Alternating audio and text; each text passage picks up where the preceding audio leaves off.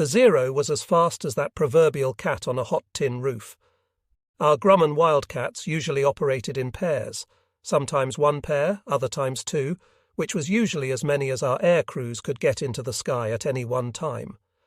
Because the Zeros were much faster in a dogfight, they would often overshoot our Wildcats, but if the Zero swung around in a wide arc, it was shame on him.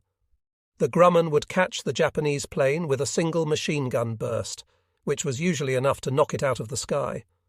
We watched our beaten-up but more rugged Wildcats fight the Zeros high, and we watched as they fought them low over the water. Sometimes we saw them fly between the island's tall palm trees, the Wildcats banked so steeply that they looked like they were standing on one wing. Planes and parts, both Japanese and American, showered down all around us. Once in a while, when a Grumman was shot down, its pilot was able to bail out and make it to safety. One day we saw one of our guys bail out from his plane over the water. His parachute opened, and we figured he'd soon be rescued, until a Zero came zooming in, shooting him to pieces as he hung there helpless. That sight made our blood boil. Several other times we watched a group of our SBD dive bombers take off from Henderson Field and disappear over the horizon, probably chasing after part of the Japanese fleet. On many of those days, several of our planes would go out, but only one or two, or sometimes none, would come back. It was the same with our flights of Avenger torpedo bombers. Once, a member of our Cactus Air Force came around, asking for volunteers as airplane gunners. Our reply was, "Get lost, Mac." Anyway, whenever Victory at Sea, or Air Battles in the Pacific, or one of those other Pacific War documentaries appears on my television screen, I usually end up talking to myself, saying, "Hell, I watched 'em make that movie." Whenever the coast watchers, friendly aircraft, submarines, ships, or whatever else spotted and reported a Japanese ship movement headed toward Guadalcanal in 1942, a platoon from Company L35 would be moved from its primary position on the line to its secondary position, which was beach defense. Other companies along the entire length of the marine perimeter did the same thing. These movements were usually timed so that the unit being moved would take its position and be settled down just as the sun was setting. Fortunately, the Japanese never attempted a landing on our beach during our entire stay on the canal, but there was no way we could know that at the time. A night on the beach or at the berm line gave us ringside seats to those slam-bang sea battles, or sometimes to a shelling from a vessel that the enemy sailed within reach of our shoreline. Our Navy must have instructed our sailors that, if forced to abandon ship near Guadalcanal, they should never attempt a night landing anywhere near the part of the beach occupied by the Marines. To the best of my memory, no such landing ever occurred. The Navy must have warned the crews, "Keep out of range of the beach at night, because those trigger-happy Marines will dispatch you for sure." Even so, on several occasions after a night sea battle, we'd hear small boats moving about offshore. Or maybe we'd hear a splash from an oar paddle that told us somebody was out on the water trying to maneuver a raft. When dawn finally arrived, we'd see what we'd been hearing during the night. American ship survivors waiting for daylight so that they could safely come ashore, take care of their wounded, and organize themselves. Tension was always high when an event like that happened, with every one of us on the alert. Whoever was making those sounds on the water might have been Americans, but they might just as easily have been Japanese. Word was passed to all in the beach defense unit. Don't shoot till they hit the beach and you can see them. One night I was looking out to sea, watching the flashes and hearing the booms of a rip-roaring naval battle. Then it was over. It was followed by a lull, the illusion of peace and quiet that always followed such slugfests. As I stared out in the direction of the now pitch-black ocean, I gradually heard a small boat's motor, its sound getting louder. Then, no sound at all. The engine had shut off. It started up again, remained in idle, then its pitch changed as it slowly approached the beach. We couldn't see it. We could only hear it as it approached our beach, seeming to be making directly for our position. All my senses were on the alert. Every man in the platoon was on the alert. We had no way of knowing if this was one of our guys, or one of the Japanese. The sound came closer, telling us that the boat was practically at the shoreline. Again the engine was shut off. More silence. Then a voice came to us from across the water in plain, ordinary, American-sounding English. "Back off. I think we're too close to the beach." A different voice replied, but it was muffled, and we couldn't make out the words. The first voice answered, loud and clear. "Back off, damn it! We get any closer and those crazy fools will open up on us." The way he was talking, we figured this boatload had to be our guys. We whispered among ourselves, and that's when we started to have our doubts.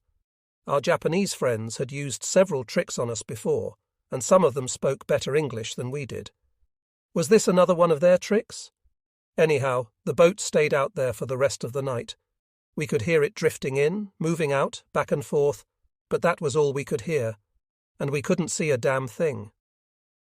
At long last, there came the first grey light of dawn, the moment when dim shapes first start emerging out of the darkness. "Holy Christ, look at that!" one of our guys shouted. By now we all could see it. Out there on the water's surface, maybe 100 yards or so in front of us, was a small boat of a type that none of us could identify. That wasn't important. What we couldn't miss was the fact that it was loaded to the gunwales with guys standing shoulder to shoulder, many of them holding a regulation-size American flag that they'd unfurled so that it stretched from bow to stern for all to see. Even under those circumstances, it was a damn good sight for our tired eyes. As we watched, one of our NCOs moved away from his position, yelled, got the survivors' attention, and directed them to move a few 100 yards to where they'd find the Kukum boat landing. Away they went, and away went another night on the Guadalcanal beach defence. I never found out what ship they'd been on. Funny, but that didn't seem important at the time. The important thing was that they'd made it ashore. During the Guadalcanal campaign, nearly everybody on the island knew of and spoke about the supply ship USS Alchiba. It was one of the precious and all too few transport vessels that brought us our much-needed supplies. One thing a little unusual about the Alchiba is the fact that it was bombed, torpedoed, and nearly sunk by the Japanese while unloading our supplies, not once, which wouldn't have been unusual, but on 2 separate occasions. The Alchiba was repaired at the spot where it was first hit, and then it was hit again, right after the first repairs were completed. The Japanese seemed to have some special gripe against the Alchiba, but they never did sink her. The story of that gallant ship and its brave crew was told and retold many times by the men of the 1st Marines, until it took on the quality of a legend. All the newly arriving troops heard stories about how the Alchiba's crew stayed aboard, made repairs, refloated their ship, and proudly sailed away. It passed among the men through word of mouth, and later it was written about by several different authors and reporters. The first torpedo that struck the Alchiba's hull was a personal insult to every rifleman in the 1st Marine Division, because so many of us had worked on that ship, in its hold, on its deck, or at the dock. We'd taken part in loading or unloading the supplies and equipment it carried. The Alchiba began to seem like an old buddy, and it hurts when a buddy gets zapped. Back in 42, it was the men from marine rifle companies who did most of the loading and unloading whenever supply ships came in. That was an unquestioned part of staff and command thinking, keep your troops razor sharp by subjecting them to hurry up and wait or by making them load and unload ships. Fred Harris, a member of M35, was on a work detail near the Alchiba the second time it was hit. Here's his story. There were about 6 of us, and we had been on the Alchiba that morning cleaning up the mess from the fire and firefighters' efforts after the torpedo that nearly sank her the first time. We were told the Alchiba had been struck by a torpedo the night before, but there was not even a wisp of smoke coming out of the ship by the time my group climbed aboard, which was about mid-morning. We were detailed to finish the work started by the just-departed clean-up team. We were dismissed from the Alchiba about noon and assigned to complete the unloading of a flat barge that was moored nearby. It had been loaded with red-painted barrels of aviation gas, but by the time we got on board, that cargo had been reduced to 12 or so barrels, stacked too high on the barge's ocean end. No activity was visible aboard the Alchiba. On the barge where we were working, we stood about 3 feet above the water's surface while we tossed off barrels of aviation gas. That was when a Japanese sub's conning tower suddenly rose some 2 feet above the water's surface and just a few feet out from our barge, close enough that we could have touched it. Later, the general consensus was that the sub had torpedoed the Alciba the night before, then remained motionless underwater at the same location, while our gasoline barge moved in and came to rest directly over it. But as we worked on the barge, the sub moved out from under us, then surfaced, its bow pointed straight at the Alciba. We saw a puff of vapour and water mist that rose about 12 or 14 feet from the sub's bow, on the side facing the ocean. That would have been the torpedo being released. Next thing I noticed was a sailor up on the Alciba's deck being led off with blood running down his face. No sign of a periscope was ever visible. From where I stood, I was able to see down into the empty space of the conning tower for about 3 feet beneath the water's surface. It was painted a glossy black. There was not a single visible paint scrape, weld, rivet, opening, ladder, gun, or evidence that one had ever been mounted. No A-frame, rope or blemish on the forward deck or port side of the conning tower. The outside of the sub was painted a glossy light tan. We were looking at the sub from the top and port side, and from the conning tower forward. The remaining gasoline barrels blocked our view of its entire after end. Then the sub made its getaway. A bow gunner on one nearby US ship got off a burst of 20mm, and probably would have fired for effect had he not noticed us Marines among the gas barrels. Some of our ships with depth charge capability finally got the message and tried to turn the bay upside down a full mile away from where the sub was resubmerging as silently as it had surfaced. I sure would like to read the Navy's action report of that event. The Navy sent me a picture of a Japanese sub designated the I-16, which they said was the one that did the number on the Alciba. They never responded when I told them that if this was really the sub that fired the torpedo, then it picked up the bowgun pictured after it left the Guadalcanal waters. There was no bowgun on the sub I saw, and I was close enough to jump on it. Many years have passed since that summer and fall of 1942, and many different events have blurred together in the minds of the Marines who were on the canal back then. Some of my own memories have blurred, so today I can't be certain whether another story I want to tell here is about the Alciba or some other transport ship that the Japanese tried to torpedo. In his book Guadalcanal Remembered, Herb Merilat, an officer assigned to General Vandergrift's command post, recalls the day when a Japanese torpedo missed one of our ships and came up on the beach at Kukum. Merilat's torpedo and mine could very well be the same one. If it is, the target was not the Alciba, because the date Merilat gives is well before the Alciba was hit. But this isn't so much a story about the ship as it is about a Japanese torpedo that missed its target.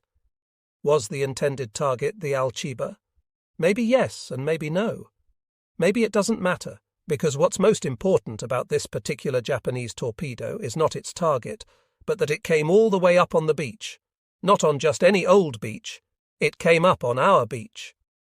During most of the Guadalcanal campaign, the waters off the coast at Kukum village were infested with Japanese submarines, every one of those subs looking to pick off whatever American or Australian shipping happened to come into its periscope sights.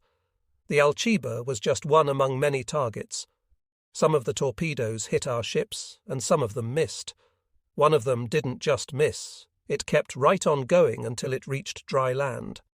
When we were about 50 feet from the monster, I told my men to stand by while I went forward to speak with the Navy lieutenant. We weren't happy about being there, but the lieutenant was very glad to see us. No, he was overjoyed to see us.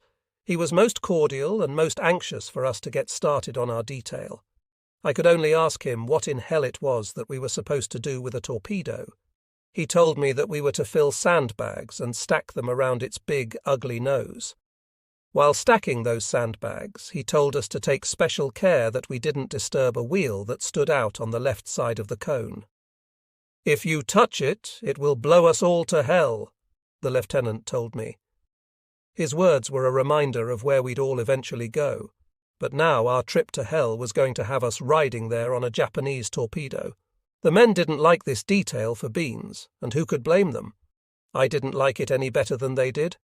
Anyway, we started shoveling sand, Gherkin, Pelosian, Zager, Yogi and me. Among the 5 of us, we had 2 entrenching tools and 3 pickaxes. Back in those days, we didn't have many entrenching tools, and for that matter, we didn't have any other types of shovel either. Riflemen didn't rate them. Maybe the decision-makers back stateside thought such tools would have made our lives too easy. We'd been taught how to dig positions with pickaxes, helmets, and even our hands, so who needed shovels? My torpedo story occurred when I was a corporal and a squad leader, returning from a daily patrol with my men. No sooner were we back when our exec officer came up to me with a brand new order. "Corporal, I need you and 4 of your men to get your gear back on and go down to the beach at Kukum. You'll report to Navy Lieutenant so-and-so."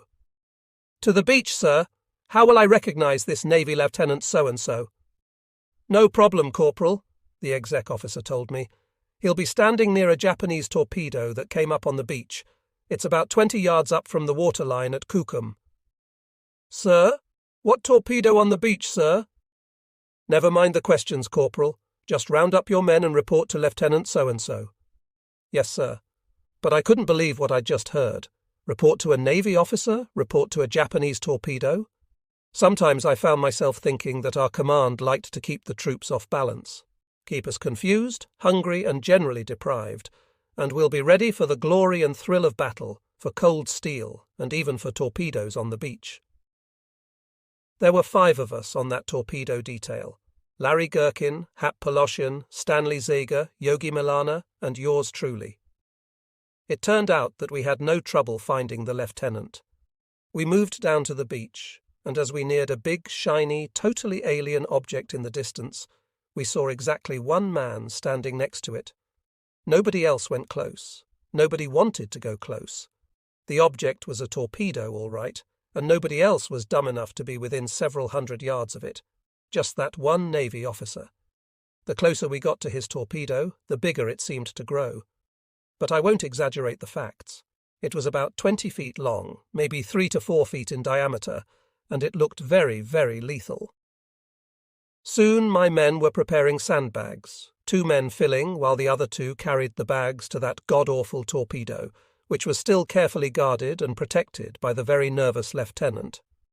It was the fastest we ever worked on any detail. I nagged that Navy lieutenant about the sandbags. "Where did you get them, Lieutenant? They're the first sandbags we've seen on this island. Do you suppose we could have a few leftovers when we get through? All we have are Japanese straw-woven bags, and they're all rotted and smelly." Finishing the detail seemed to take forever, though we actually finished in a little less than 2 hours. By that time, the nose cone of the torpedo and an area that extended back about 7 feet were surrounded to a height of about 3 or 4 bags higher than the level of the torpedo itself. The lieutenant decided that he was satisfied with our work. Mainly, I think he was happy that he was still alive and could now move away fast. For our own part, we were very happy to be leaving that awful thing so that we could get back to the more familiar comforts of small arms fire, aerial bombing, and artillery and naval gunfire. After all that, the Navy lieutenant refused to let us take any of his damned sandbags. You'd think he'd have been more grateful. Several days later, my squad and I were dug in at one of our regular positions, just west of Kukum and along the jungle side of the MLR. All of a sudden we heard a single loud boom, one very large explosion that punctuated the more peaceful jungle sounds of an otherwise quiet day. Soon after that big bang, we heard via L Company's field phone that the torpedo had been blown up. The only thing left on the beach was a hole in the ground decorated with fragments of those precious sandbags. I hated to think of those valuable sandbags, now lost to us forever, but it could have been worse. It could have been fragments of us. One afternoon, during the worst of our days on Guadalcanal, we watched an airplane come in, heading for a landing at Henderson Field. Being gravel crunchers, most of us didn't know one type of plane from another, but this one was unusual because it wasn't a combat plane, it was a transport. At that time, we hadn't seen a friendly ship in the bay for several weeks. The only friendly airplanes we'd seen lately were the patched-up jobs our flyboys were able to get airborne to harass the Japanese Zeros and destroy some of the bombers that came over the island nearly every day. Our ammunition was low, our medical supplies were lower, and our food rations were at rock bottom. The little food on hand was what remained of the Japanese rice and canned goods they'd left in the Kukum warehouse when they'd fled the area back in early August. We had no mosquito nets, practically no quinine or atabrine to treat the malaria cases, no tincture of violet to swab the skin ulcers caused by jungle rot, and very few bandages to cover wounds from battle. By this time, we didn't have many more than 2 or 3 remaining hand grenades per rifle company. All we had left was our youth, our stupidity, and our will to do or die, coupled with a ton of loyalty. In the midst of that adversity, down came a transport plane on Henderson Field. As we watched it descend, then disappear behind jungle foliage before touching down on the runway, our first thought was that we hadn't seen one of those suckers in too long a time. The warriors of our platoon, L-35's first platoon, were more than a little excited about what that airplane might be bringing in. After we conducted a short powwow, Lieutenant Flaherty decided that as platoon leader, he was appointing himself to ease out of our area, hike to the airfield, and get a first-hand hawk-eye view of what that plane had brought to the island for us. Off went Flaherty, and we waited, hoping for good things to come our way. After a while we saw our lieutenant strolling back in our direction, puffing on what looked to be a fresh factory-made cigarette. He was grinning with pleasure, and as he got nearer, we saw that he had a carton of genuine stateside cigarettes tucked under one arm, a sight previously unseen at that time and place. We asked the obvious questions. "The plane's loaded with smokes, pipe tobacco, shaving gear, soap, toothbrushes, and a lot more good things," Flaherty told us. Then he told us the rest of the story. A well-known charitable organisation had flown these supplies to the canal as morale boosters for the Marines. That same organisation, which normally got these and other things for free from their various manufacturers, was now selling their goodies, Flaherty told us. Representatives of the charitable organisation had arrived on this godforsaken island with the single purpose in mind of selling a planeload of stuff that we hadn't seen since we'd climbed down the nets of the USS Fuller. "Cigarettes are going for $1 a carton," Flaherty told us. Back in 42, assuming you were not in a combat zone but somewhere near a PX, a sailor or a Marine could buy a carton of name-brand cigarettes tax-free for 60 cents, or we could walk away with some of the off-brands like Sensations for a mere 30 cents. But the winners who had come in on the transport plane were charging $1, and Lord knows how much for toilet articles and other good things. To top it all off, they'd had their merchandise flown in for free on a military transport. We told Lieutenant Flaherty that in case he had a chance to make contact with anybody connected with that organisation, he could feel free to pass on our opinion of their operation.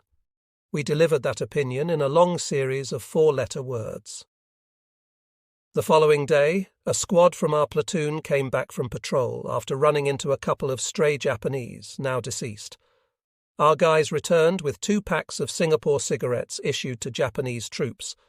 The cigarettes had small paper holders and were known among our guys as the best tasting and most satisfying smokes this side of a manure pile. Even so, we preferred them to the cigarettes that had come in on the transport plane. We figured that anybody who bought anything from that charitable organisation under those conditions was a traitor. We picked up the word cobbers from the New Zealanders during our stay there just before we invaded Guadalcanal. Most of us liked New Zealand. The people were friendly, the beer was good, and the girls were friendlier yet. Cobber was, and probably still is, a common word in Australia and New Zealand for a very good and loyal friend. A cobber is somebody you can always depend on. Just about everybody in our outfit was, and remains to this day, a good cobber. Those of us who were in L-35 on Guadalcanal in 1942 had never heard of the term bonding, whether among cobbers or riflemen or anybody else. When we finally heard that word, well after the end of World War II, no one seemed able to explain exactly what bonding meant or how and why it occurred. I couldn't explain it either, nor do I have any clues about it now.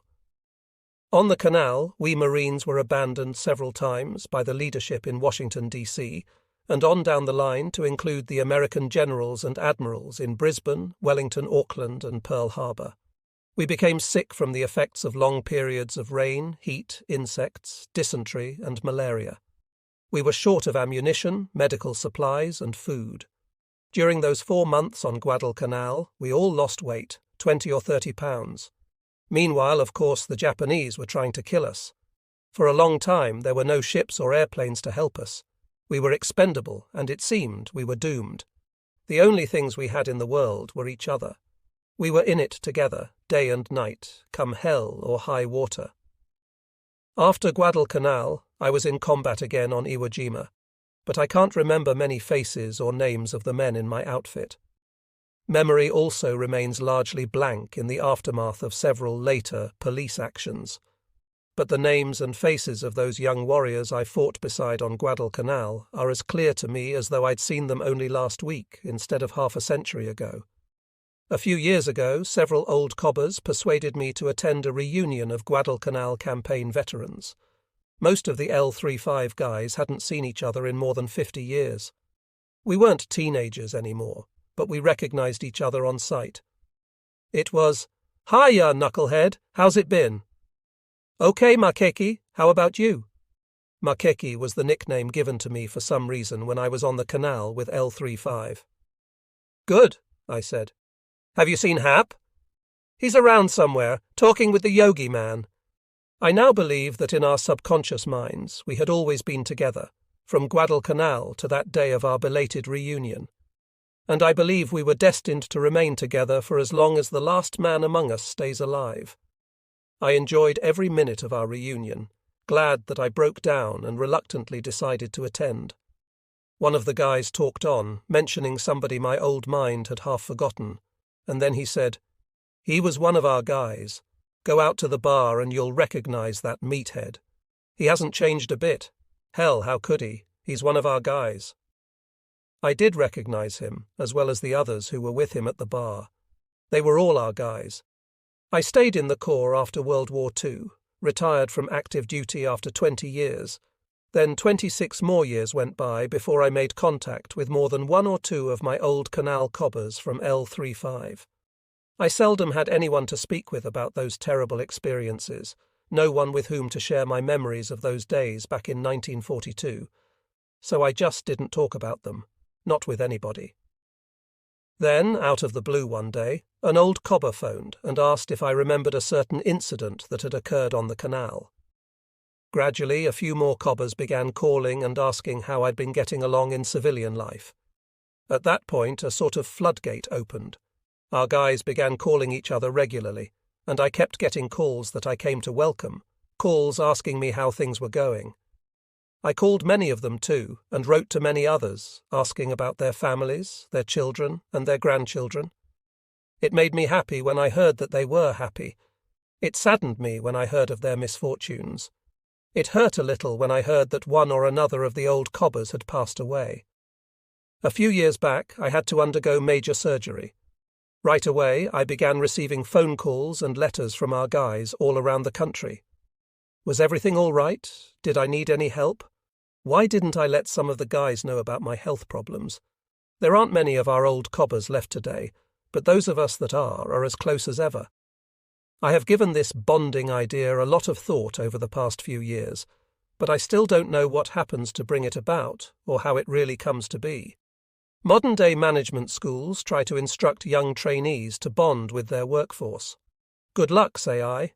It's too bad that most of my raggedy-ass magnificent fool who had to eat Japanese rice spiced with maggots aren't around any longer. Possibly they could teach the professors of management exactly how bonding comes about. Some of the cobbers might have an answer. I never did, and I still don't have one. There is no way that I can name all of my old Guadalcanal mates in this account, or tell stories about the lives they've lived over the many years since the end of World War II. I have only enough knowledge to talk about just a few of them in the short remembrances that follow, but that's not to say that I've forgotten the others, or that I think they are any less important. I love every damned one of them, those still living and the many others now gone. I first knew Ben Selvitel when we were stationed at Guantanamo, Cuba. Unlike many of the kids in the Corps back then, Ben had a high school diploma.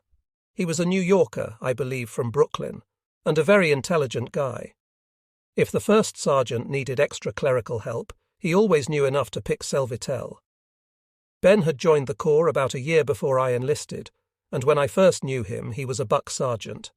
He was about 5'9", and a good-looking guy of medium build with Italian features. Our unit was the first to be transferred up to New River, North Carolina, from Guantanamo, when that camp, now Camp Lejeune, first came into existence. Our job was to put up the camp's original tents and to unload the lumber trucks when they started building the permanent structures, mess hall, showers, and other buildings.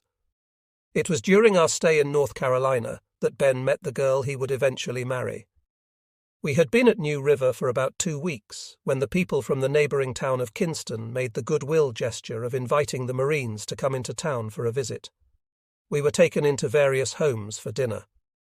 Later that day, I was with Larry Gherkin and a few others on Kinston's main street when we ran into Ben and another Marine, each with a pretty girl on his arm. The girl with Ben was Jackie, whose father was postmaster in the nearby town of Morehead City. Ben dated her during all the time we were at New River and never looked at another girl, so it was pretty clear that he and Jackie were serious.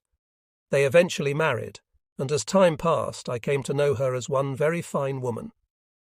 When L-35 landed on Guadalcanal, Ben was a buck sergeant in charge of L Company's LMG, or Light Machine Gun Section.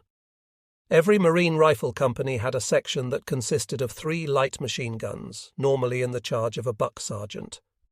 In August, at the first Matanikau battle, Ben and his LMGs were on my platoon's flank and firing steadily, playing a valuable part in our victory that day. Then, in mid-September, during our defence of L Company Ridge, our first sergeant was wounded in action, and Ben became acting first sergeant. At the end of that month, he was promoted to platoon sergeant, which was the same occasion when I was promoted to buck sergeant. When we were evacuated from the canal and sent to Australia, Ben was promoted to gunnery sergeant while still remaining acting first sergeant. It couldn't have been more than another 4 or 5 months before he was promoted again, this time to first sergeant, which made him the youngest first sergeant in the entire 1st Marine Division. He was 21 years old at that time. In 1943, while I was stateside and in the hospital, Ben was in New Guinea, where units of the 5th Marine Regiment were sent to Milne Bay and spread out where they could be used if needed as replacements for MacArthur's army. That was shortly before L-35 went into combat at Cape Gloucester, where they took too many casualties and lost too many good Marines, including Stinky Denham. Ben made it safely through Gloucester, and by the time L Company was finally shipped back to the States, he'd risen to the rank of Sergeant Major and NCO in charge of the company. I saw him again at Camp Pendleton, California. From there, Ben crossed the country to North Carolina to marry Jackie. Ben's next assignment was at Quantico, Virginia, where the commanding general's aide made it a point to take Ben in to see the post's commanding general. By that time, General Vandergrift was Marine Commandant and was also at Quantico. The next thing Ben knew, he was shaking both generals' hands and talking with them about old campaigns. As Ben later told me the story, Vandergrift turned to the post commanding general at one point and remarked, "We're commissioning kids off the street, for Christ's sake. See what you can do for the first sergeant." Ben was commissioned that day. The Marines sent him to school, and he got both a bachelor's and a master's degree. By the time the war was over, Ben was a captain. Shortly after the war, Ben spent some time in China, then later served 2 tours as an infantry battalion commander in Vietnam, where he was awarded the Legion of Merit on 2 occasions. When General Charles C. Krulak took command of General Fleet Marine Force Pacific, he had Ben transferred to his command, and Ben became his chief of staff. Later, General Krulak formed the 1st Counterinsurgency Unit at the Pentagon, and Ben went with him, again as Chief of Staff. In 1962, during the Bay of Pigs incident, Ben was sent to Guantanamo and placed in command of a Marine defense garrison in the event that Cuba decided to attack our naval base there. I visited Ben at his home after his retirement, and on his den wall was a photograph showing him briefing the Joint Chiefs of Staff and President John F. Kennedy. Ben retired from the Corps in 1975, and he and Jackie returned to her hometown of Morehead City, North Carolina, where they bought a home and settled down. Their long and happy marriage gave them 3 children, a daughter and 2 sons. One son graduated from West Point, the other from Annapolis, from where, like his dad, he went into the Marines. Ben taught school for a while after his retirement, but the last time I saw him, it was clear that his health was failing. He died a few years ago. Ben and I remained good cobbers to the last. It might seem strange to be pairing a lieutenant colonel with a corporal, but Bush and Bright had at least one thing in common. They both loved a good time on the town. Lieutenant Colonel Frederick C. Bush commanded the 3rd Battalion, 5th Marine Division, on Guadalcanal in 1942. He was a competent leader on the battlefield and a colourful hellraiser, typical of the old breed the rest of the time. He was a lover of wine and John Barleycorn in any order that those good things presented themselves to him. His career in the Marines dated back to the Nicaragua campaign in the late 1920s.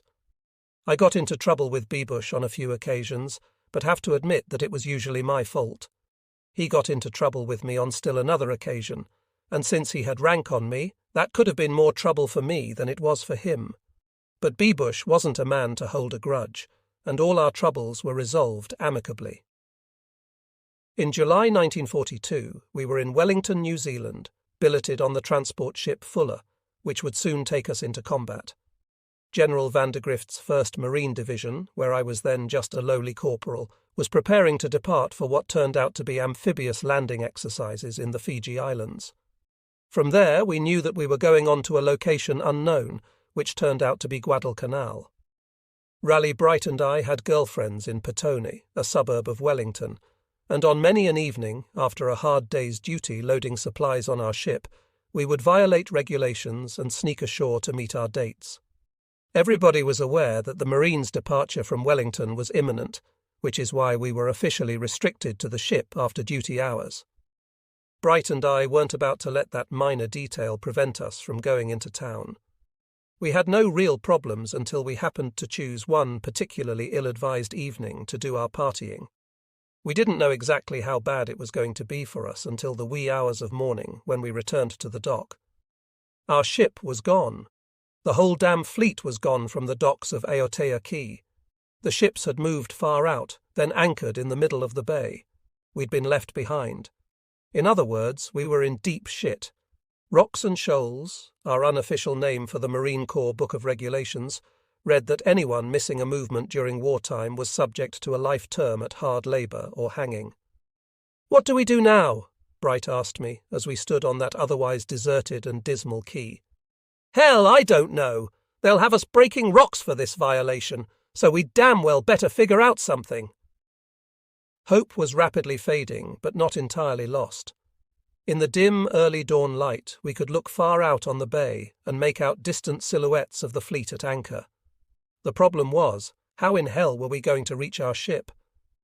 As dawn's grey light began to brighten into a desolate morning, a large mail truck came out to the dock area and parked. Guessing why it had arrived, we hurried to meet it. "Bringing mail to the fleet?" I called. "That I am," the lone driver answered. "Last mail call before the fleet moves out." "When is the fleet supposed to pick up the mail?" I asked. "Right soon," the driver answered. "As a matter of fact, out yonder it looks like a boat heading this way to get these bags." Sure enough, we could make out a motor launch from the fleet, heading toward our dock. Flapping on its stern was the small flag, indicating that it was an official U.S. Navy mail carrier. Our saviour was in sight. Thank you, oh Jesus. As the launch eased up to the dock, Bright and I offered a hand and helped secure the boat to the pier. Then, without a word or a signal to anyone, we jumped down and into that beautiful motor launch, knowing that somehow it was going to save us. It was manned by a coxswain and an engineer, both of them carrying sidearms. They told us loudly to get out and off this boat because it was an official Navy mail boat. What's more, we weren't authorized to board, and we were violating blah blah blah. They went on, and for a while we just let them yell. We had nothing to gain by arguing, but there was no way we intended to get off that launch. The launch was our one and only hope. Finally, When the sailors stopped for a second to catch their breath, I told them that we belonged on the Fuller. I also insisted that we were not getting off their boat until they took us to the fleet. By that time, the mailman had his truck opened and was ready to pass the mail bags down to the launch. Doing our best to become friendly hitchhikers and maybe change the coxswain's mind, we helped stack and load the bags on the deck of the launch, and when the mailman freed its lines, we hauled them in. As the launch pulled away from the dock, we found ourselves comfortable seats on top of what must have been close to 50 mail bags. Halfway out on the bay, the coxswain told us he could not under any circumstances take us to the Fuller without permission from the Flag, the fleet's flagship. "Very simple," I said. "Ask the Flag what you're supposed to do with us." I knew that he wouldn't dare toss us overboard. He didn't argue. One way or another, he had to get rid of us. The engineer began to semaphore the Flag, and the ship signalled back the location of our transport, which was anchored somewhere among that huge assembly of ships, along with permission to take us to the Fuller. As we approached our familiar old ship, a Jacob's ladder appeared as if by magic from the deck and unrolled down the side of the hull. I was the first to grab it. I started climbing up fast, with Raleigh Bright moving directly behind me. As I glanced up toward the ship's rail, I saw what seemed to be every officer in the 3rd Battalion glaring down at us. Leading the pack was our battalion commander, none other than Lieutenant Colonel Frederick Bebush. With him was the battalion exec officer, our company commander, the battalion sergeant major, and our company's first sergeant. The moment my feet touched the deck, First Sergeant McMullen spoke 2 stern and simple words: "Follow us." Bright and I were led to Colonel Bebush's tiny cabin amidships. With the Colonel, Bright and me squeezed inside, that cabin was overcrowded. It was a very bad moment to be standing so close to the Colonel, but Raleigh and I just didn't have a choice in the matter. Old Bebush really tore into us, chewing us out at length with 4-letter words, some of which even I had never heard before. He promised to have us shot at sunrise, walk the plank, and at very least be put on piss and punk for the duration of the war. "Lucky for both of you," he bellowed, "that you're competent squad leaders. I can't afford to lose any one of my squad leaders at this time. Now get the hell out of my sight, and don't make one false damn move as long as you're in my battalion. Furthermore, officially, you are both on restriction for 90 days. Now get the hell out of my sight." Colonel Bebush put on a good act that morning, pure fire and brimstone with piss and punk added. But my guess is that as he was chewing us out, he was probably thinking of similar stunts he had pulled earlier in his own career. It might have been 10 days or so before our missed boat near Catastrophe that I'd been assigned Sergeant of the Guard at Wellington's Aotea Quay. The quay took in our entire dock area, which could be entered through 2 gates. I was only a corporal at the time, but it wasn't unusual for us to be assigned to a duty or detail that normally should have gone to somebody with a higher rating. During daylight hours, a gate corporal and a private or PFC were assigned as sentries at each of the 2 gates. One of the many orders that the sentries had to enforce was that no alcoholic beverages were to be allowed inside the quay area or taken aboard the ships. This was a tough order to enforce, because every other marine or sailor coming off liberty would do his best to pass through the gate with a bottle taped to his ankle, or under his arm, or maybe in his hat, or God knows where else. More often than not, the bottles were discovered. The offenders were told they could go across the street and drink what they had, or we would confiscate the bottle and destroy its contents the next morning. On my 2nd or 3rd evening as Sergeant of the Guard, I was called to gate number 2, where the gate corporal was speaking with none other than our battalion commander, Colonel Bebush. Bebush was clutching a box to his chest, and a glance inside the box revealed 2-gallon jugs of a red liquid that anybody could see was wine. Colonel Bebush smiled as he spotted me. "Ah, Corporal Marion, just the man I want to see." He indicated his cache. "I have these 2 jugs that I would like to take up to my stateroom." "Sir," I said, "if those jugs contain alcoholic beverage, we can't allow them to go past this point." "Now, Corporal, you don't have to be chicken shit about this small matter," the Colonel replied. "Sir, I'm not chicken shit, because it wasn't me who wrote those orders. The chicken-shit admiral who signed them is the guilty party." The colonel's reply was restricted to a couple of snorts and mutterings to himself. Then he turned and began heading along the sidewalk toward gate number 1. As he continued walking along his side of the green-painted fence, I, on the inner side, walked along slowly, keeping pace with him. After some distance, Colonel Beebush stopped, and I heard scraping sounds coming from his side. The next thing I saw was his 2 hands, spread apart and gripping the fence's top. Following that, his hat, his head, and then his face appeared. As he saw me, he muttered, "Chicken shit," then dropped back to the sidewalk. He proceeded a little farther, and I continued to follow. The same scene was repeated, complete with the same muttering, "Chicken shit." As he continued toward the other gate, I could hear him mumbling curses to himself. I grinned, but I didn't say anything. Finally, we both arrived at gate number 1, by which time its corporal had been called and forewarned by the corporal at gate number 2. By now, that box with its 2 jugs must have gotten pretty heavy, because the colonel put it down on the sidewalk. Then he looked at me. "I'll make a deal with you, Corporal. If I leave this box here in your care for tonight, can I be sure it will be here in the morning?" "You can, sir." "Good. At that time I'll reclaim the box and take it elsewhere." "That's a deal, Colonel."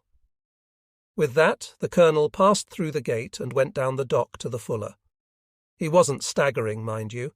He might have been just a little unsteady on his feet, probably because of New Zealand's misty, rainy winter season, weather that would aggravate nearly anyone suffering from lameness coupled with chilblains. Next morning, before breakfast, I was aboard ship. I managed to find the battalion adjutant, and returning to the gate, we stuffed each jug into a double gunny sack. Then, as we boarded the Fuller, the adjutant called out to the officer of the deck, "Coming aboard with training equipment." We had no problem. The next time I saw our battalion commander, he showed signs that he'd taken good care of his chilblains and lameness. Years later, back at Camp Pendleton, I was present at the ceremony marking Lieutenant Colonel Frederick C. Beebush's retirement from the Corps. There was the usual fanfare and endless ritual. The afternoon was hot, and it was clear to me that the sooner the ceremony was finished, the happier the colonel would be. When the formalities finally ended, he spotted me, broke away from several glad-handers, came up to me, and clapped an arm around my shoulder. "Sergeant," he told me, "my real pleasure serving all these years in the Corps was working with men like you." "Including all the trouble I gave you?" I asked. "Damn it, yes! Especially all the trouble you gave me, Marion. That was half the fun. You have any cigarettes on you? I need a smoke pretty bad."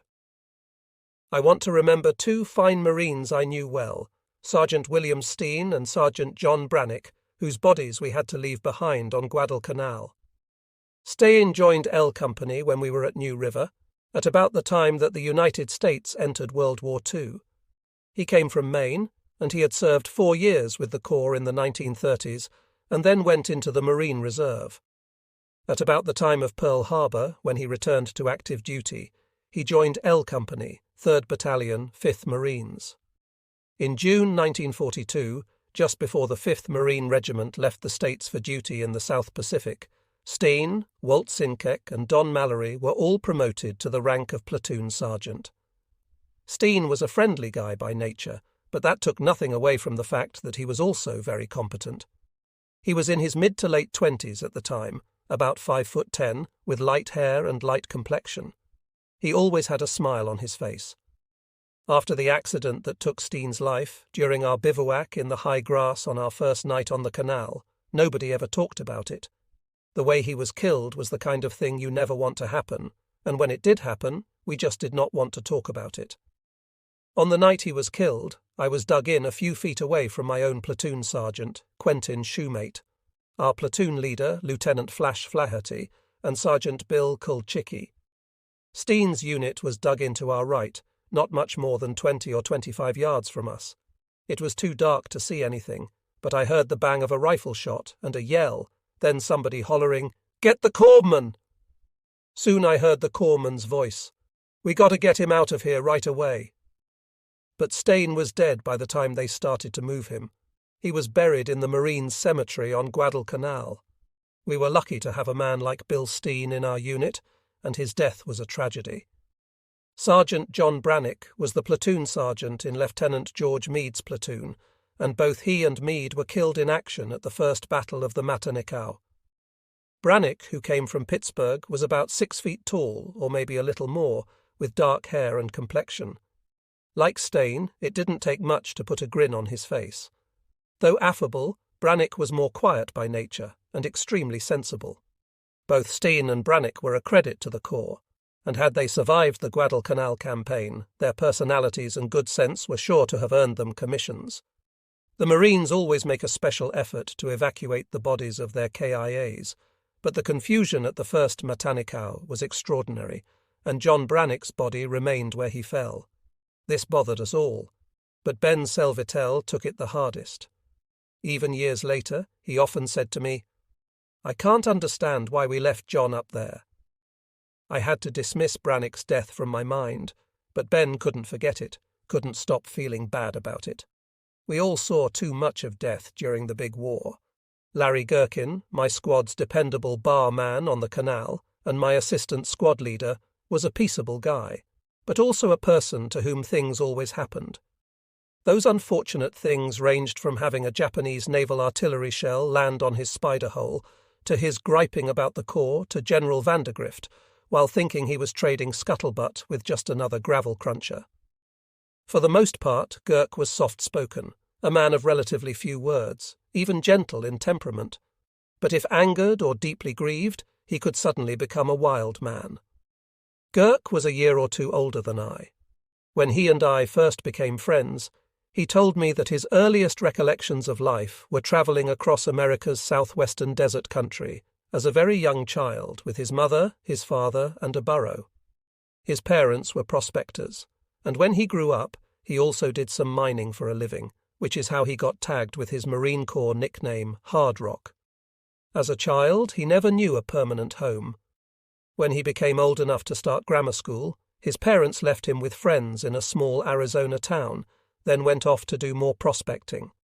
While he was still in his teens, he worked for a couple of different mining companies out west. Later, hearing about good-paying job opportunities with a tunnel-digging crew in the east, he moved to New York City and helped dig a tunnel under one of the rivers surrounding Manhattan Island. Gherk was a man of great physical strength, who didn't mind hard labor. He joined the Marines at the end of 1940, about a year before the Pearl Harbor attack. By then, he'd been working and living in the Washington, D.C. area, and it was there that he met the girl he truly believed he was going to marry. Larry Gherkin, my squad's dependable bar man on the canal, and my assistant squad leader, was a peaceable guy, but also a person to whom things always happened. Those unfortunate things ranged from having a Japanese naval artillery shell land on his spider hole, to his griping about the Corps, to General Vandergrift while thinking he was trading scuttlebutt with just another gravel cruncher. For the most part, Gherk was soft-spoken, a man of relatively few words, even gentle in temperament, but if angered or deeply grieved, he could suddenly become a wild man. Gherk was a year or two older than I. When he and I first became friends, he told me that his earliest recollections of life were travelling across America's southwestern desert country as a very young child with his mother, his father, and a burro. His parents were prospectors, and when he grew up, he also did some mining for a living, which is how he got tagged with his Marine Corps nickname, Hard Rock. As a child, he never knew a permanent home. When he became old enough to start grammar school, his parents left him with friends in a small Arizona town, then went off to do more prospecting. While he was still in his teens, he worked for a couple of different mining companies out west. Later, hearing about good-paying job opportunities with a tunnel-digging crew in the east, he moved to New York City and helped dig a tunnel under one of the rivers surrounding Manhattan Island. Gherk was a man of great physical strength who didn't mind hard labor. He joined the Marines at the end of 1940, about a year before the Pearl Harbor attack. By then, he'd been working and living in the Washington, D.C. area, and it was there that he met the girl he truly believed he was going to marry. When Gherkin joined the Corps out of Washington, D.C., He'd told that special girlfriend that circumstances were forcing him to leave her behind, but that he would certainly marry her some day. Everybody who ever knew Larry Gherkin knew him as a man of his word, so that girlfriend of his certainly knew that he would keep his promise. Before our 4 months on Guadalcanal, he'd written to this young lady faithfully and as often as he could, and she regularly answered his letters. As a man who always kept his word, he assumed that everybody else did the same. Not one man in our company received a Dear John letter while we were on Guadalcanal. That was probably due to the infrequency of incoming mail deliveries, because shortly after we left the canal and arrived in Mount Balcombe, outside of Melbourne, Dear John letters picked up a bit, coming in at a slow but steady pace. We were stationed at a military post about an hour by train from Brisbane, when Hard Rock received the granddaddy of all Dear John letters. During World War II, Dear John letters caused as much mayhem among some of the guys as enemy troops and Tokyo Rose combined. I knew several men in combat who, after receiving such letters, threw all caution to the winds and in short order became battle statistics. Maybe it was a stroke of good luck that when Larry Gherkin got his Dear John, we were off the canal and safely away from any combat zone. One quiet and otherwise uneventful morning, mail call sounded at our post. Mail call was far from the most important thing on Gherkin's mind that day. He was sitting on the edge of his bunk, holding his head in his hands, which was the best he could do to nurse a massive headache brought on the night before by many long pulls from several of those tall imperial quarts of that beloved and frothy Aussie brew, Foster's Ale. Shortly after mail call, one of the men came into the platoon barracks and distracted Gherk from his hangover just long enough to hand him a letter. His hangover forgotten, Larry eagerly opened the envelope and read the letter, but as his eyes scanned the pages, the eager look on his face gradually dissolved into an expression of deep unhappiness. He dropped the letter on the floor and let out a half-sob, half-growl from the deepest part of his chest. That deep growl was a sound to be heard only on those rare occasions when Gherk became deeply, inconsolably upset. Those of us in the barracks who were old hands and who had heard the Gherkin growl on a couple of isolated past occasions now knew enough to make a quick, quiet exit from the platoon bay. But at least half of the lads now in our unit were replacements, young and inexperienced men who were not yet acquainted with the dark side of this normally calm, businesslike, combat-tested corporal. Not having the good sense to take off, they continued about their business. I can't vouch for what followed because, no longer being on the scene, I had to accept reports from those who remained. They told me that Gherkin slowly rose from his bunk, sobbing and growling, then picked up his metal bunk and threw it against the barracks wall. Next, he picked up the cast-iron pot-belly stove, which by good fortune was cold, and threw it out the front door. The new replacements were moving fast by now, exiting the premises through windows and doors, ass over elbow, with Gherkin assisting many of them in their rapid departures. Heading toward the barracks back door, Gherkin met an unsuspecting replacement who was coming out of the showers, dressed only in a towel. It is said that Gherk picked the poor guy up and threw him at least 10 feet. With that, he left the barracks, sobbing. The barracks were situated on a hilly knoll that sloped down toward the sea.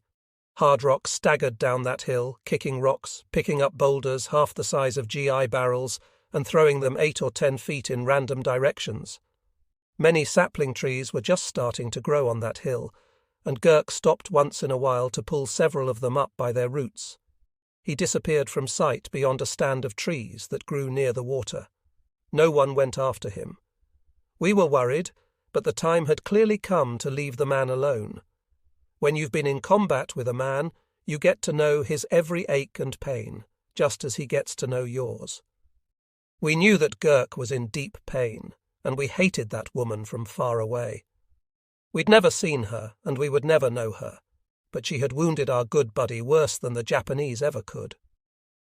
Gherkin disappeared into the stand of trees near the shore, but that was just the beginning of his departure. Compelled by loyalty, we NCOs could only suspect the worst, and knew we had to start a cover-up to protect him. We made sure he wasn't reported absent after 24 hours, and we kept the cover-up going into the middle of the second day. At that time, a phone call came into the camp from a constable in a small village 5 or 6 miles up the coast. He was detaining one Seaplothl Lawrence Gherkin. No charges had been placed against him, but would somebody come and get the poor bugger? A jeep was quickly dispatched in the direction of the village. We returned with our Dear John buddy, who was now sober, recovered, and wearing a sheepish grin. "Hi, Girk," somebody called. "How's it going, buddy?" another guy said. Nobody mentioned his letter, and nobody mentioned the incident.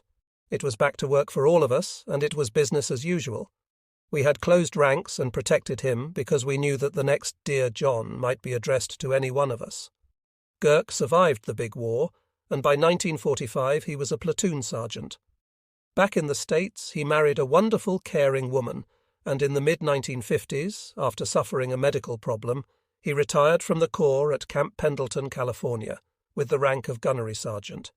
He and his wife went on to spend many active and happy retirement years in Oceanside, California. Larry died in 1981, many, many years too early.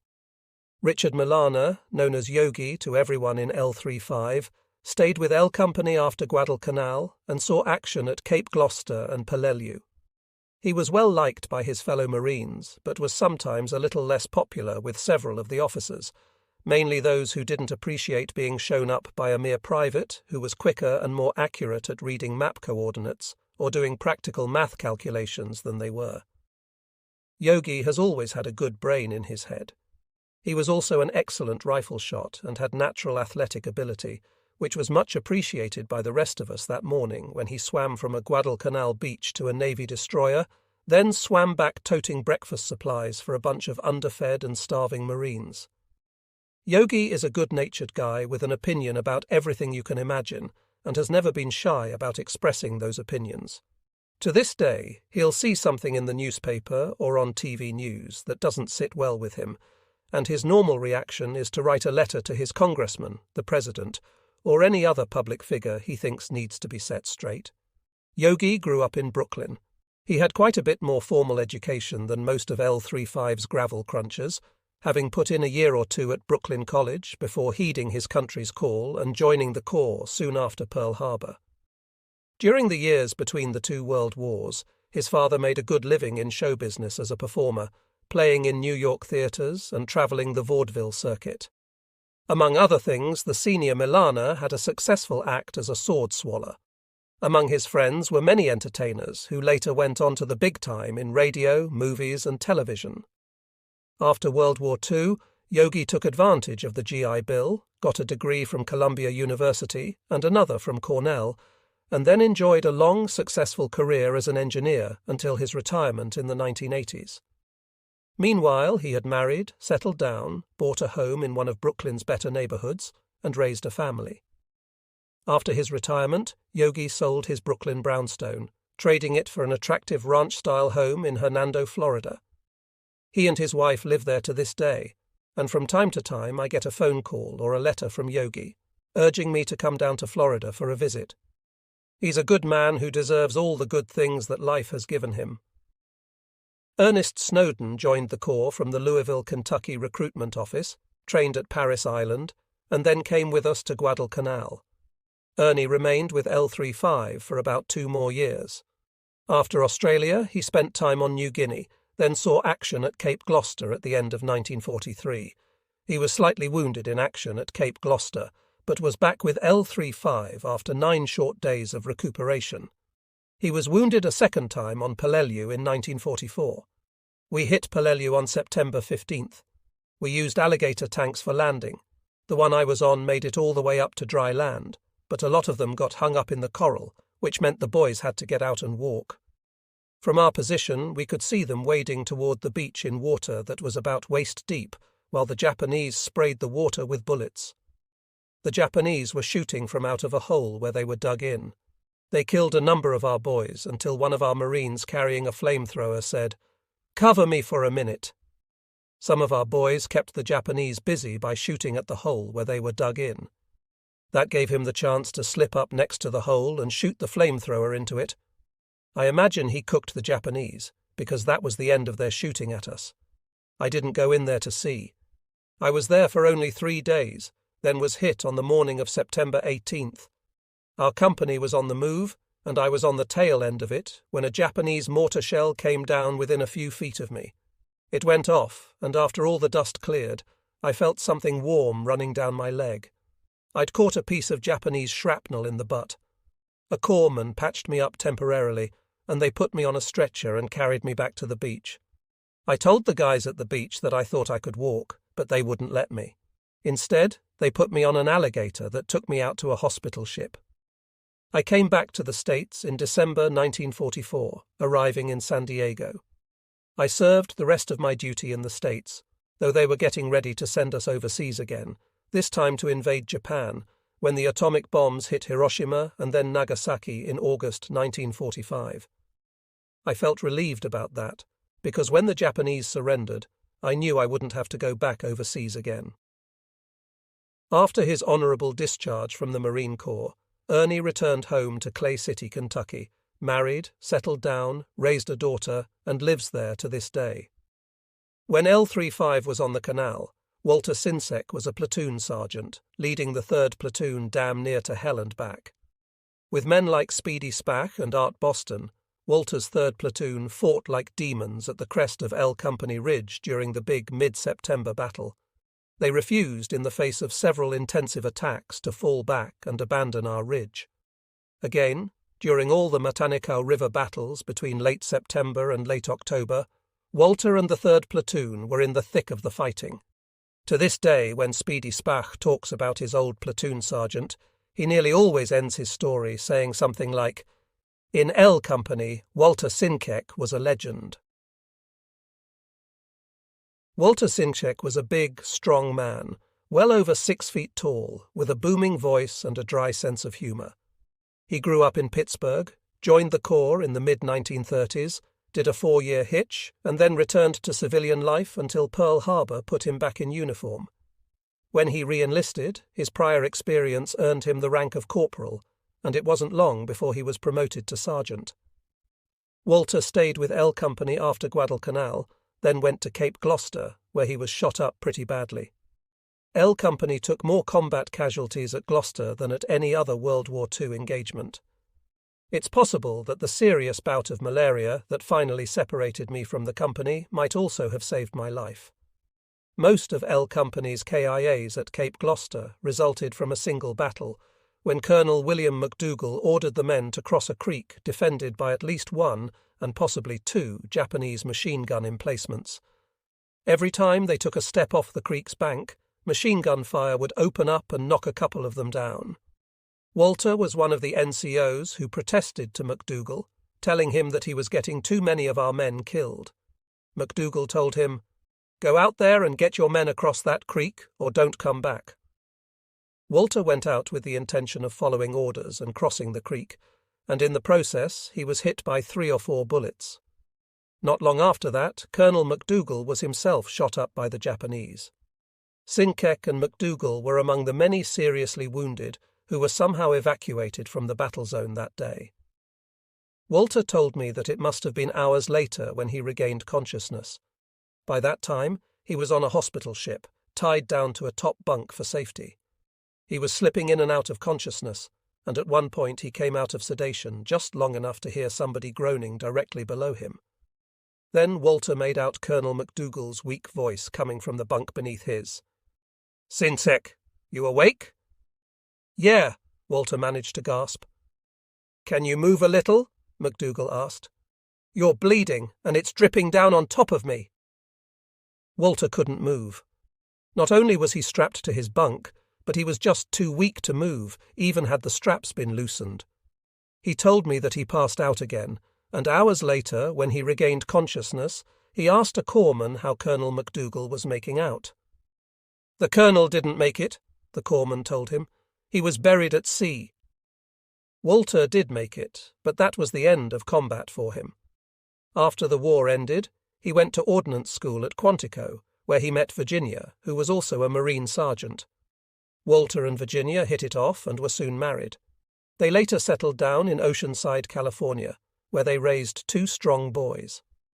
Walter and I had always been good friends, and at this stage in our lives we also became neighbours. Walter, Virginia, my wife, Melva, and I spent many happy social occasions together, they with their 2 fine boys, and us with our good son, Richie. Walter and Virginia had a wonderful marriage, but it was much too short. I was on my second post-war tour in the Far East when I heard the bad news that Virginia had died. Walter Sinsek, the L Company legend, eventually settled in Washington state with one of his sons, and lived on until the early 1990s. He and I kept in frequent touch until his death. Curtis Allen Spach landed on Guadalcanal with the first wave of Marines on August 7, 1942, and stayed on the front lines for the full 110 days until December 9th, when L-35 was relieved and evacuated to Australia. He was in L Company's 3rd platoon, and he was on top of L Company Ridge helping to defend it during the big September battle, when we took quite a few casualties. Speedy wasn't among the casualties, though he was also in the thick of the several battles we fought at the Matanikau River. Spach survived the war, and as of 2003, he and his wife live happily in his hometown of Lexington, North Carolina. He keeps in touch regularly with his Marine comrades who survived Guadalcanal. Curtis Allen Spach wrote the following letter to his father in February 1943. Dear Dad, I think you will find this letter quite different from the others which you've received from me. My health is well as could be expected, as most of us boys in the original outfit that left the States together, only about censored of us are still here. The others are replacements. The missing have either been killed, wounded, or out for other various reasons, mainly malaria fever. On May 16, 42, we left New River, NC, and went to the docks at Norfolk. On the 20th at midnight, we hit the high seas with 7,000 Marines aboard the USS Wakefield. We went down through the Panama Canal and past Cuba. On the 29th, we crossed the international dateline, latitude 0 degrees, 0, 0, longitude 85 degrees, 45, 30. We were continually harassed by Japanese submarines as we had no convoy whatsoever. We landed in New Zealand 28 days later, and they were wonderful to us as we were the first Americans to arrive there. We lived aboard ship at the dock for about a month, loading equipment on incoming ships getting ready for the day. After working day and night, we left and went to one of the Fiji Islands for 4 days. I was aboard the USS Fuller picked up in New Zealand. In our convoy were about 100 ships, including 3 aircraft carriers and the battleship North Carolina. We also had air protection from flying fortresses coming from Australia. On August 6th, we had our last dinner aboard ship, and they gave us all we wanted with ice cream and a pack of cigarettes. Just like a man doomed for the electric chair, he got any kind of food for this his last meal. That was our last for a while. Each one of us received a letter from our commanding officer, the last sentence reading, "Good luck, God bless you, and to hell with the Japanese." On the morning of the 7th, I went over the side with the first wave of troops as rifle grenadier, just another chicken in the infantry. With naval bombardment and supreme control of the air, we hit the beach at 9:47. All hell broke loose. 2 days later, our ships left, taking our aircraft with them, so that we were never to have any sea and air protection for the next 2. In the meantime, the Japanese Navy and Air Force took advantage and gave us hell from sea and air. I won't say what the ground troops had to offer us yet. I can say we never once retreated but kept rushing forward, taking the airport first thing. Left to do or die, we fought hard with one purpose in mind, to kill every soldier within range of rifle fire or the bayonet, which was the only thing left to stop their charge. We were on the front lines for 110 days before we could drop back for a shave and wash up. Not many people know it, but we were the first Allied troops to be on the lines that long, either in this war or the last. We had to face artillery, both naval and field, mortar bombings sometimes 3 or 4 times a day, also at night, flamethrowers, hand grenades, tanks, booby traps and landmines. The most common headache was machine gun fire, snipers, rifle fire and bayonet fighting, which was feared by all. I was in 5 offensive drives and also in defence of our own lines. I had buddies shot down on both sides of me, my own closest call being a shot through the top of my helmet by a sniper. Once I had to swim the Matanikau River when we were trapped by the enemy. With no supplies coming in, we had to eat coconuts, captured rice, crab meat and fish heads. We also smoked their cigarettes and captured a warehouse full of Saba beer made in Tokyo. We didn't shave or have a haircut for nearly 4 months, and we looked rather funny. We wore Japanese clothing such as underwear, socks and shoes. We had plenty of thrills watching our boys in the airplanes dogfighting after they sent us some planes to go on the newly finished field they had built. We found field pieces and pictures of American girls and mothers on the Japanese we killed. They used explosive and dum-dum bullets in their long rifles, so we cut the ends off our own bullets with bayonets so that when they were hit the bullet would spread, making a terrible hole. You had to beat them at their own tricks. Many of the old fellows who are still here are scarred by various wounds, and 90% of them have malaria. I've been down with it several times, but dose heavily with quinine until I feel drunk. It gets you so that you feel as if your eyes are popping out and leaves you feeling very weak and lousy. We wanted to come home for a while before seeing action again, which we were told was in the very near future, but they wouldn't let us do it, even though the doctors wanted us to. We were continually bombed and strafed, but we took it pretty well. The average age of the boys was 21, and most were around 18 to 20. When we were finally relieved by the army, who were all larger and older men, they were surprised to find us kids who had done such a good job. My best buddy at the time was caught in the face by a full blast of machine gun fire. When the hole we were lying in became swamped by flies gathering about him, and he being already dead, I had to roll him out of the small hole to the top and open ground, and the dirty SOBs kept shooting him full of holes. Well, anyway, God spared my life, and I am thankful for it. I know that you and dear Mama's prayers helped bring me safely through the long months of it. I hope that you will forgive me for my misdoings, as it had to take this war to bring me to my senses. Only then did I realize how much you both had done for me, and dear God, maybe I can come through the next battle to see you and my friends again. God bless the whole world, and I'm looking forward to the days when Italy and Germany are licked so that the full might of the Allied nations can be thrown in to crush Japan and the swine that are her sons, fighting to rule the white race. I heard an English-speaking nip say that if he didn't die fighting, or if he didn't win, or if he was captured and later went back to Japan, he would be put in prison for 17 years, and all his property would be taken over by the government. That's his point of view. Wherever we go, us boys will do our best, always until the end, when we don't have the strength to press a trigger. Please understand that I didn't write this to worry you any more than I already have, but I wanted you to know I am doing my best for your Uncle Sam. Maybe someday I will be able to sleep in a bed and eat from a table, just simple everyday things, but they mean a lot when you have to live in jungles and lay in filthy, stinking surroundings day after day. If you let the folks over there see this, cut out the names of the ships and certain countries which I mentioned, for they shouldn't be discussed. Wishing you all health and happiness, I will say goodbye for now. Give Mother and the kids my love. Love always, your son as Alan.